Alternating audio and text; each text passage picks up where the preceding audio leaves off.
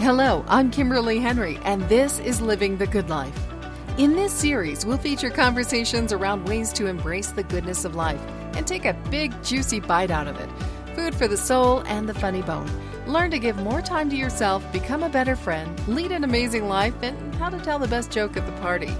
Living the good life can mean different things to different people. Whatever it is for you, I hope you'll find some inspiration here to live your most joyful, authentic life. Now, on to today's conversation.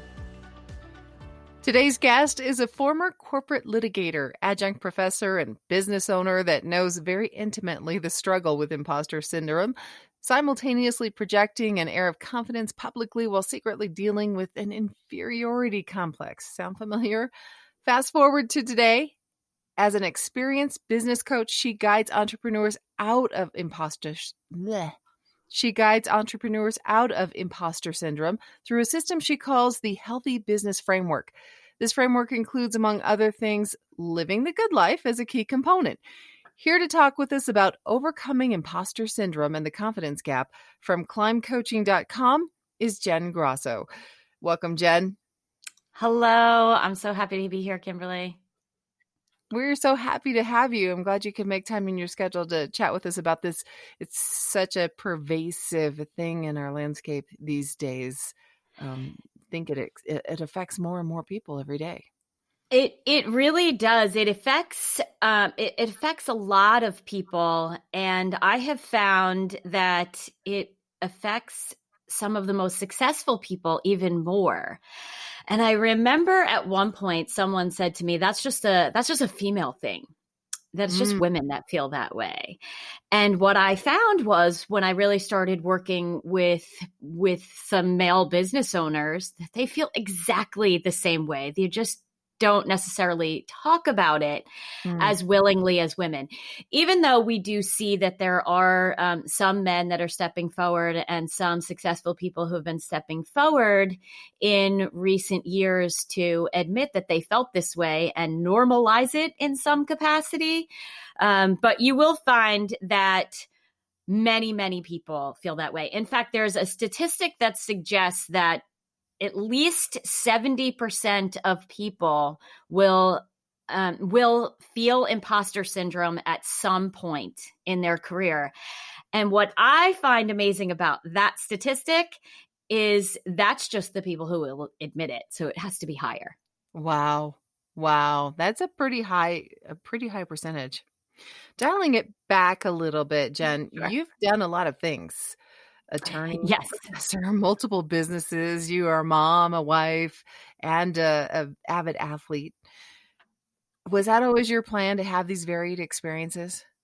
Not even close to the plan. The plan was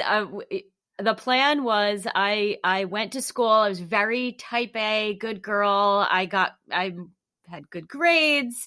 I did all of the right things, checked off all of the right boxes. And my plan was to go to school. I was going to get a practical degree. I was going to get a finance degree. And then I was going to go to law school, even though I was very artistic. In my heart of hearts, I probably should have gone to art school. But I was also at that time, I was an aerobics instructor and I was very into fitness and I loved that aspect, but didn't feel that that was the path I was supposed to take. And so I went down a road that I was good at and that made sense on paper and would make, just like many young people, it would make the people who were behind me proud of me if I went down that road. And so that was the path I took.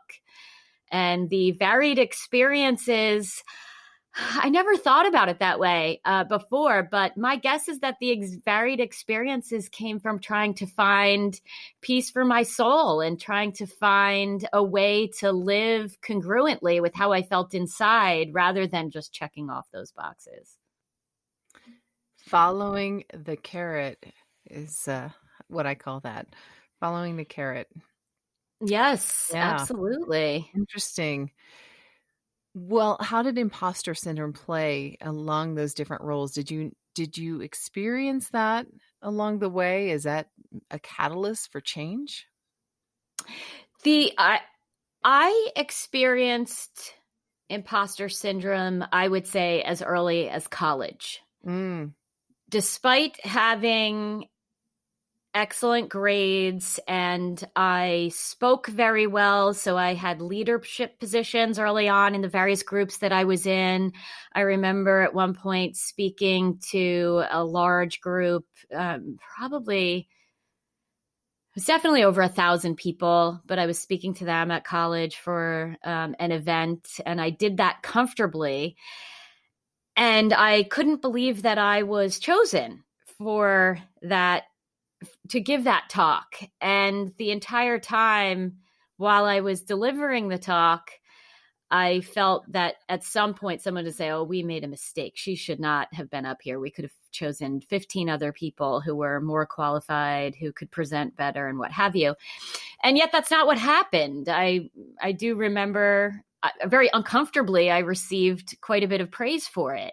And I continued to step into those roles anyway, even though I felt the fear and I felt like I was being an imposter. And maybe it was what you're describing, that carrot. I knew it was something that I was supposed to do, so I kept doing it.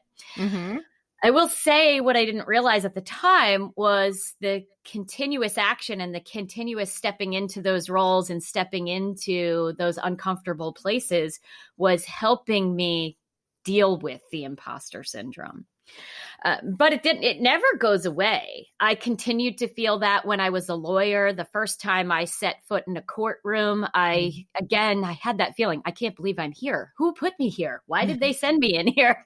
I felt like a little girl in a dress up with a fake briefcase that didn't fit her, that, shouldn't have been there, and that I wasn't ready. But again, I did it anyway. I had no choice in my head. And quite frankly, that was my job. So I really did not have no choice but to go in and step into those types of roles. And I will say, we talked about some of the other roles as well. I didn't feel ready to be a professor, but I did that. I didn't feel ready to become a business owner, but I did that. I did that a number of times.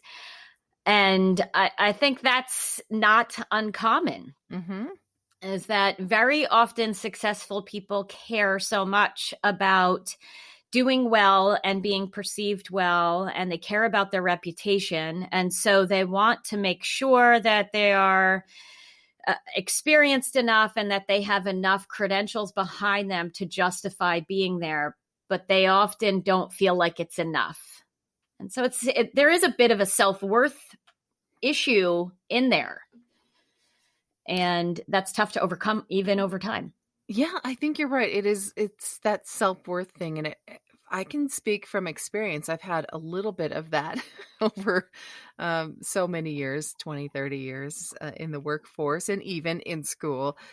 And it seems like it's a cyclical thing. Almost every time some new experience is bestowed upon me or that I take on, there's that moment where you just feel like somebody's going to come along and take this away from me because I am not qualified. I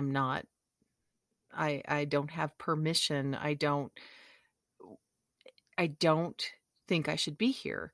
But this is what I feel like I want to do or I should do. So it's a strange space, but it sounds like it's so common. Why do you think we struggle with this? I think that there are a number of reasons, and even some of the research plays it out. There came a point when I started coaching people, and I realized just how prevalent it was.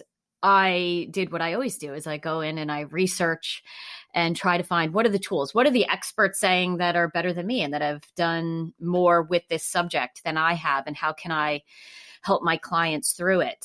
And quite a bit of it has to do with our mindset and even how we are raised. And for many people, there's a difference between a growth mindset and a fixed mindset. And so those who have more of a fixed mindset, or were raised in that way, or their environment suggested that a fixed mindset was the way to go, can have a little bit more trouble with imposter syndrome. And so what a fixed mindset is that you are born with all of the talent you are ever going to have. And so you have no control over it. You're as smart as you're going to be. You're as articulate as you're going to be. You are as fast as you're going to be if you're an athlete, right? Serena Williams is someone who is just an amazing athlete who talks about having imposter syndrome and struggles herself. And I remember when I heard that, I was like, wow, she looks confident every day. But it's this idea that you don't have control over it, and you were given some set of possibility, or there's an end point to what you can do, and there's no control over that. Where a growth mindset comes in, a growth mindset is more like a learning mindset. It's this idea that you can embrace failure, and that failure isn't bad. Failure is something you should be doing. It allows you to jump in there and try something out, make the mistakes, and know that the magic is there. The magic is in the failures and the mistakes, because the lessons there catapult you forward. So you'll hear have you ever heard the phrase, fail first, fail often? Yes, absolutely. Absolutely. And that's really an embodiment of the growth mindset. It's that if you can give yourself, you used the word permission earlier, if you can give yourself permission to make mistakes and know that everyone else is making them as well, and that's part of the process to truly reaching your potential beyond what you were born with or what your environment led you to believe was possible, that's when you can feel more comfortable and push that imposter syndrome out of the way so it doesn't hold you back, because that's the danger with imposter syndrome. If you allow yourself to stay in that fixed place, you have no movement, you can't grow. It makes perfect sense. So you remain in that fixed place. You don't move forward, which is fine for some people, right? Yes. It can be. Sure. You can stay where you're at. But so I think that the people who reach a level where they're comfortable, and that's where what they want to stay, they then are not putting themselves into those uncomfortable new places where they feel the imposter syndrome. So it's no longer an issue. Whereas, just like you said, it's cyclical. You may try something new, and then you can feel those like an old bad habit that pops up, and you're like, oh, it's a trigger for me. I feel that imposter syndrome coming up. And so my first thing that I do with clients when they're having those feelings, they feel the lack of self-worth, or they're not feeling confident, or if they're calling it imposter syndrome, whatever language they're using, the first key is to acknowledge that it's coming up for them, and to acknowledge that feeling, to acknowledge that it's a common feeling as well, and that it's something that they don't need to, while it's common, it doesn't have to be true. It doesn't have to hold them back. So whatever the thought is, for example, I'm not good enough to write this article for Forbes magazine. I don't know why I was selected. If I write this, they're all going to find me out. Why did they call me? Right. Yeah. Why? I don't know anything.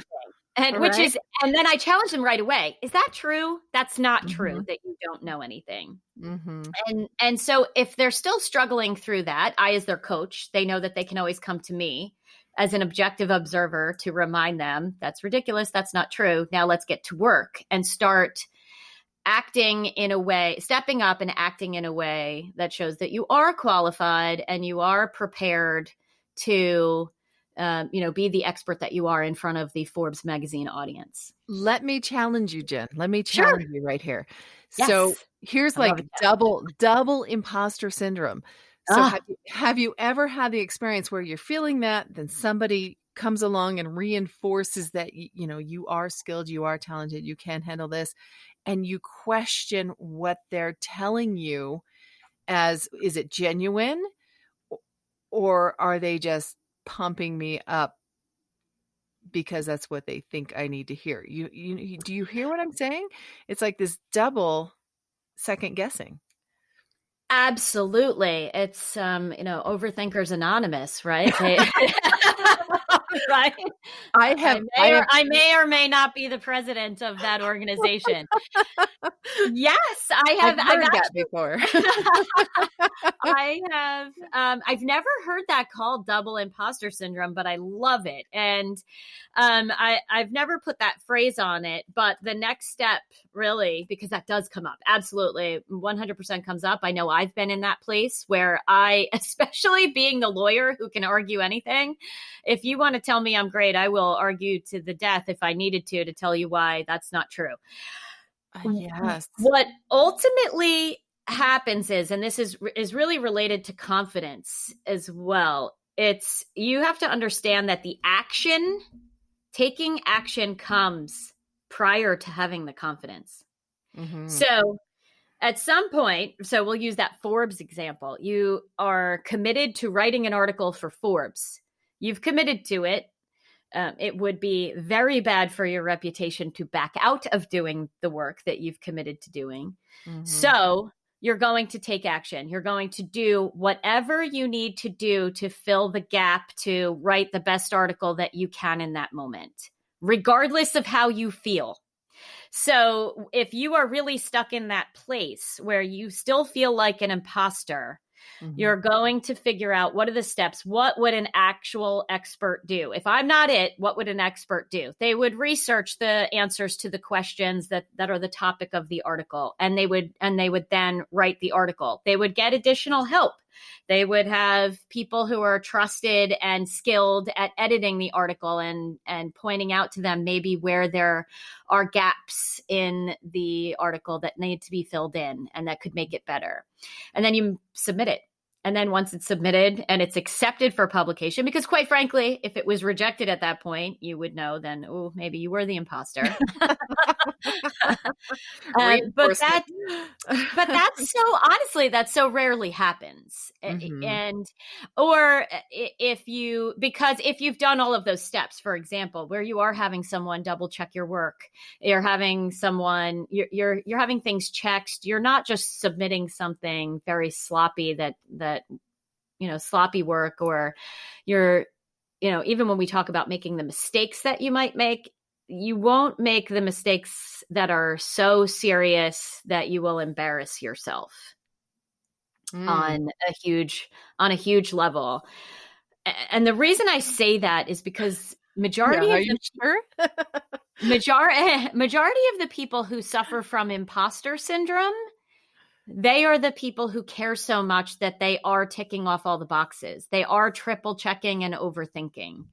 And they are so committed to success that they are not often the people who let things go to the wayside. Now, that doesn't mean that always happens. We have, plenty of people who do fail or do make some big mistakes. Mm-hmm.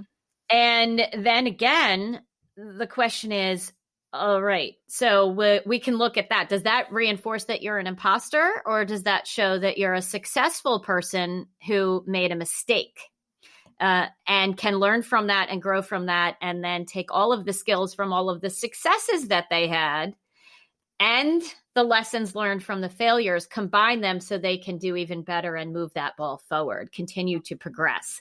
And that all goes back to that growth mindset. You grow by looking at your past as a whole and applying that to your future. And that includes the things that you are good at, where you are skilled, noticing where you need to improve on your weaknesses, and doing the kinds of activities or getting the education or the assistance to improve those weaknesses and moving forward, and to not make the same mistakes you made in the past. Yeah. You've said a lot of really great things just in the last few minutes. So just to distill that down, if you're having imposter syndrome, which is just that feeling of, how did I get here? Did they make a mistake? Am I ready for this? The likelihood, if you're having that, is that you probably are good enough. You are skilled. You are successful, right? Absolutely. Most of the people who are feeling that way are already successful people. So Mm-hmm. even when I said earlier on that stat of 70%, it wasn't that we'll feel that way. They will feel that way at some time in their life. And Mm-hmm. so even people who maybe they wouldn't put themselves in that category of being highly successful, high achievers, they still have things that they feel successful at. And yet, maybe in their job, they've been asked to branch out of their comfort zone into an Mm-hmm. area that they're not that comfortable with. And that's when it might trigger that feeling of imposter syndrome. Mm-hmm. And so even when you look at it on, a smaller level like that, the question is, what happens when you're faced with that imposter syndrome? Do you sit in that fixed mindset and say, I'm going to decline that offer to do that job or that project because I don't feel comfortable doing it?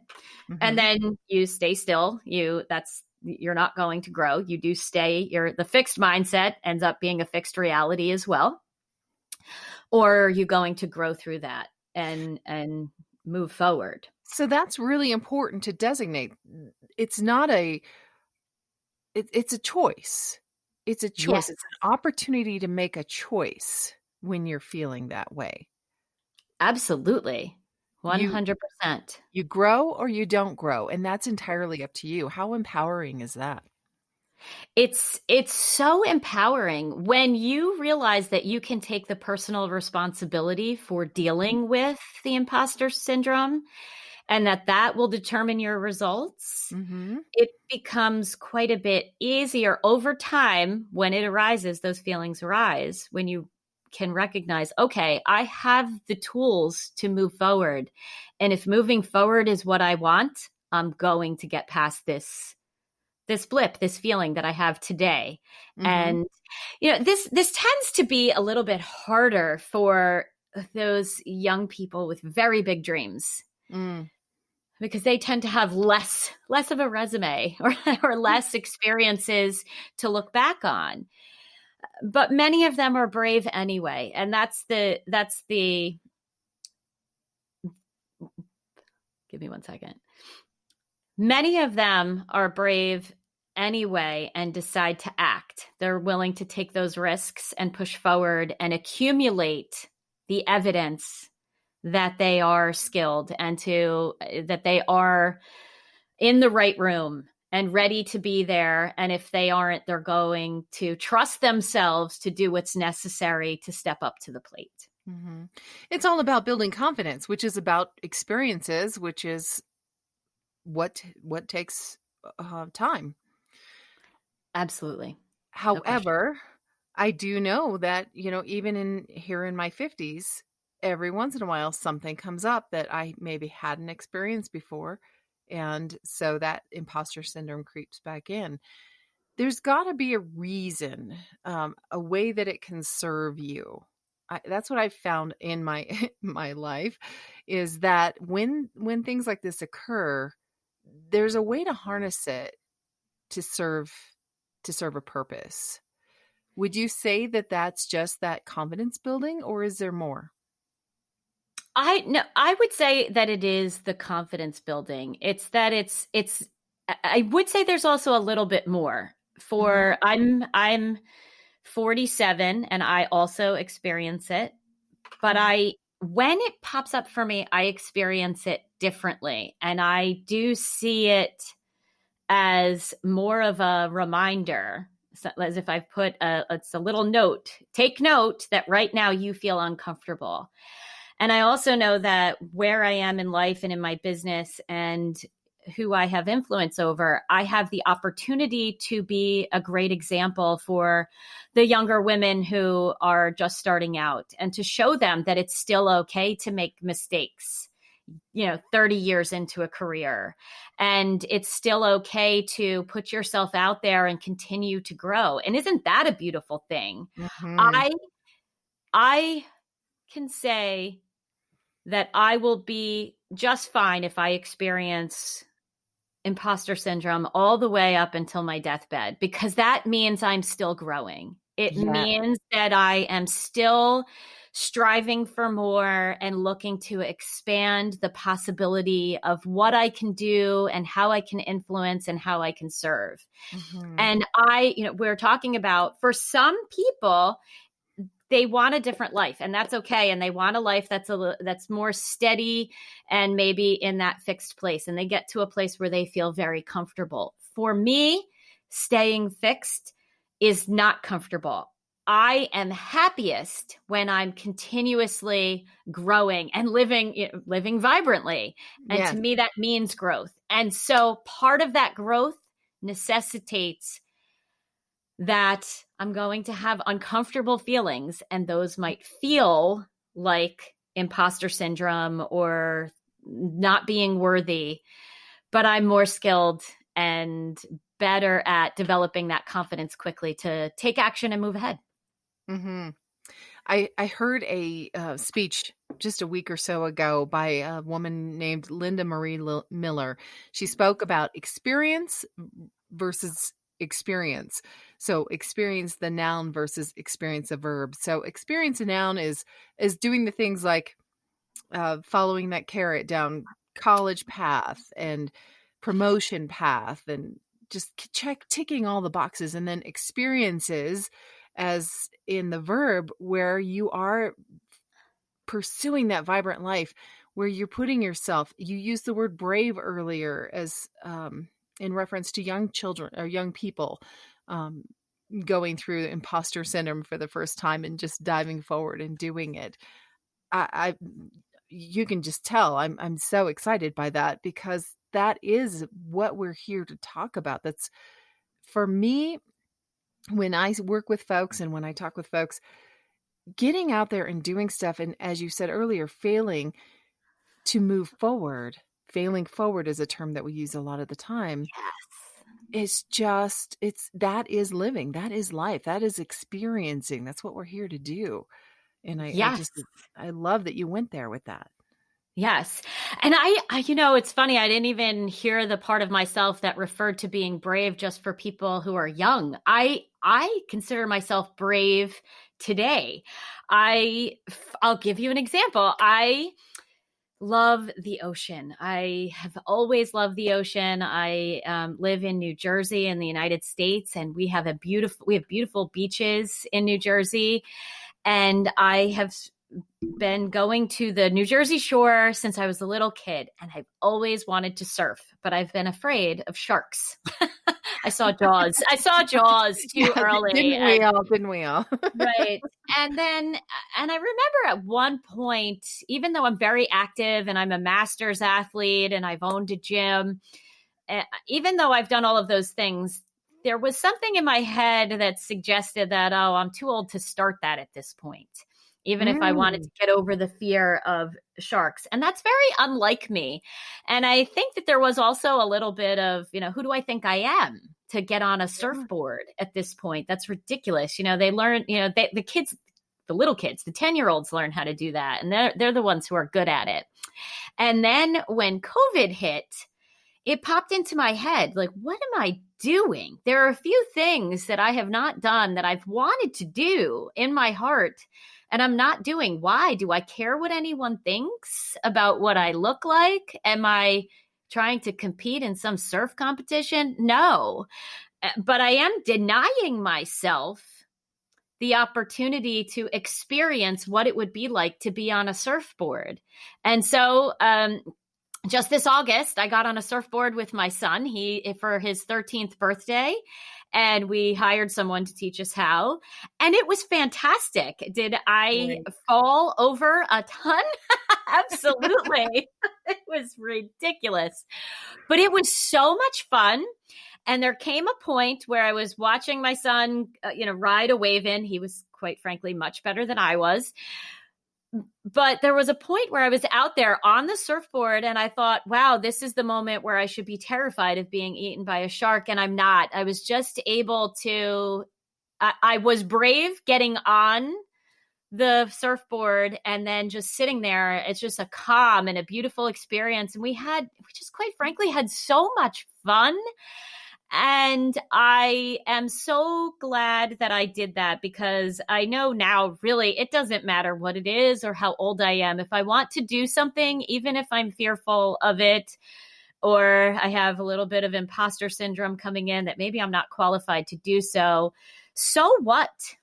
So what? I might fall down 20 times, but I will no longer deny myself that experience. I don't need to be at the top of the class for everything that I do. I don't need to be on a pedestal or winning an award or getting a medal. I want those experiences. I want to live that full, vibrant life. And that requires, for me, growth and being brave and doing things. Yes. Yes. I think we give ourselves a lot more permission now to do that than back in the 70s, 80s, 90s, where our generation grew up feeling like you had to do the right things, just as you were talking about earlier, going to school and going down that career path. I think that was a generational thing where we didn't want to be looked at for doing something outlandish, or how dare you stand out from the crowd. And I love that it seems like our society is embracing this new, kind of breaking away from that in a big way. Yes. I maybe society is embracing that growth mindset, and really seeing the benefit to allowing yourself, or giving yourself, like you said, that permission to do more, and for it to not look like, we're not born with an instruction manual and somehow that this is the path and this is, you must take this path. Otherwise you didn't live a good, successful life. And I think that we were sold that in some way, that you needed to be married and you needed to have a job with benefits by a certain age. You were discouraged from exploring. And I think what you're doing with Vibrant Living is an example of letting people know there's another way. There's a much more beautiful way that is a much better example to younger generations, and maybe they're embracing that as well, or it certainly looks like they are embracing it. I think they're teaching us. I think the millennial generation is teaching us in a big way, and I'm all about it. I can see that. Yeah, I love where they're coming from. I find when I was younger, this is a little bit off topic, but when I was younger, my parents' generation, I noticed that they stuck together like glue, that you stayed within your age group. And I think that our generation, so just a step back, we've been more comfortable mingling with younger people. And that's allowed us to grow by learning from them, definitely, and keep us younger. And well, tell me how that is. I don't know what that is. Let me try that out. Whatever. What's that experience like? I'd love to try that. And so, but I said that's off topic, but it's not. I think it's all about growth. Absolutely. Yeah, absolutely. So there's a lot of folks that experience imposter syndrome. You wrote a little piece on it just this morning, I think, about some really well-known folks who are experiencing it. So we're not alone. Absolutely. So one of the most amazing ones to me was listening to Maya Angelou. And she has written, I believe it's, at least at the time she had the quote, was 11 bestsellers. And she was during an interview, she said that she felt like at any given moment, she was going to write another book and she was going to be found out as a fraud. And I thought, wow, she's amazing. How can she possibly feel that way? Right. And apparently she did. And Tom Hanks, he's one of the most, accomplished actors of all time. He's so well liked. People love him. And apparently they love him if they've met him in person. They love him on sets. People look up to him.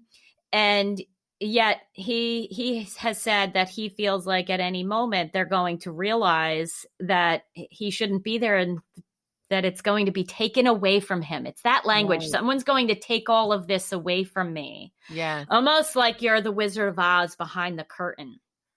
Yes. And, we talked about myself being a lawyer, and I really looked up to Supreme Court Justice Sonia Sotomayor. Mm-hmm. And when you see her, she is a commanding, amazing presence that just, it's like confidence oozes from her skin. Like you could bottle it and sell it. Mm-hmm. And she has talked about feeling imposter syndrome, not all of the time. These are things, it's a feeling that creeps up and hits you. And then those who are successful deal with that and move forward. And she has talked about that. There are so many more. Seth Godin, he's known to so many entrepreneurs and personal development with the writing and the beautiful messages that he puts out in the world. And he is one of the people who admits to feeling imposter syndrome. I said Serena Williams has felt that way. And so you'll see it's across all disciplines. It's men, it's women, it's various age groups. Lady Gaga has talked about feeling imposter syndrome. I just don't think that there's anyone that's immune from it. Yeah. I think that maybe there are some unicorns out there who feel confident all the time. Excellent. Good for them. For the rest of us mere mortals, I think it's just helpful to know that we're in good company. Yes. And we just need to know, okay, this is normal. So what are my tools? Yes. I can't let this hold me back. What are my tools? And to circle back to those, it's to challenge yourself. Is this true? It's probably not true. What can I do? What action can I take to get myself into confidence and moving forward? Who can I talk to who can set me straight? And in my article today that I popped up, or the post that I put up today, I said, they're probably going to laugh at you. Most of the time when you tell someone, I'm feeling like a fraud in this, they're like, what are you talking about? Do you know who you are? Let me remind you. Let me throw some things at you that you've done. And sometimes that's enough. It's, oh yeah, I did do that. I've managed to handle some really tough things before. Why wouldn't I be able to handle this? And it's just someone to give you that boost again, to remind yourself that you can trust yourself. You can trust yourself that you either already have it or you will figure it out. Yes. Yeah. I love that. I love that as a takeaway. Just trust. Just trust yourself and you will figure it out. And whatever happens is going to be fine one way or the other, right? Because you'll either learn or you'll move forward. It's all good. You're successful, or you get a success and a high five, or you learn and you apply and then you get the success and the high five. Either way. It's great. It's good stuff. I want to let folks know how they can reach out to you, Jen. Your website, climbcoaching.com. Yes, they can reach out to me at climbcoaching.com. That's a great place to reach me. If you happen to be on Facebook and you are an entrepreneur, I'd love to welcome you to my Facebook group. It's a free group. And we talk about things like this, as well as offering some business trainings and bringing some other experts on. And it's called The Healthy Unstoppable Business. It's the hub for all of your business needs. And it talks about for entrepreneurs, I think it's very important that you are healthy, not only that you have a healthy bottom line, that your business is healthy, but you as a person are both physically healthy and that you have a healthy growth mindset. And we focus on that in a very holistic way. So I'd love to invite your audience that happens to be entrepreneurs. If they'd like to jump on, they can reach me there. Or if they just want to hear what I have to say, you can always reach me on Instagram at jengrosso.co. Awesome. I will put all of these in our show notes, all the links to these, as well as your LinkedIn. And looks like you're offering a complimentary discovery call as well. I am, yes. To anyone who would like some clarity and a quick bit of coaching and to see what I'm about, I'd love to have you on a quick discovery call, and I have a Calendly link, and you can, if you post that in the notes, I'd be happy to talk to any of your listeners. Fantastic. Jen, thanks so much for being with us today and having this chat. You've actually put my mind at ease quite a bit as far as imposter syndrome. So That's amazing. I'm so happy. Anytime I help anyone, Yeah. I feel really good inside. That's my purpose. So Yeah, that's fantastic. Thank you. Is there any last thing that you want to share with us before we let you go? The only thing that I would say is that I think that imposter syndrome through these tough times is creeping up quite a bit. Mhm. And so be compassionate with yourself as well. If you're feeling that way and you feel bad about feeling bad, just give yourself a little bit of compassion, and remember what we talked about today, that it's not uncommon and you have the tools to grow forward. Fantastic. Jen Grosso, thank you so much. You're welcome. Thank you for having me. Be sure to check the show notes for links mentioned in this episode and join us in the Living the Good Life Facebook community for previews of each episode, the opportunity to pose questions directly to our guests, bonus content, and a community of people committed to living their best life and sharing the journey. Thanks for listening. Let us know what value you received from this episode and what you'd like us to explore in the future in the comments. And please take a moment to drop us a like or some stars. I'm Kimberly Henry. Let's get out there and live the good life.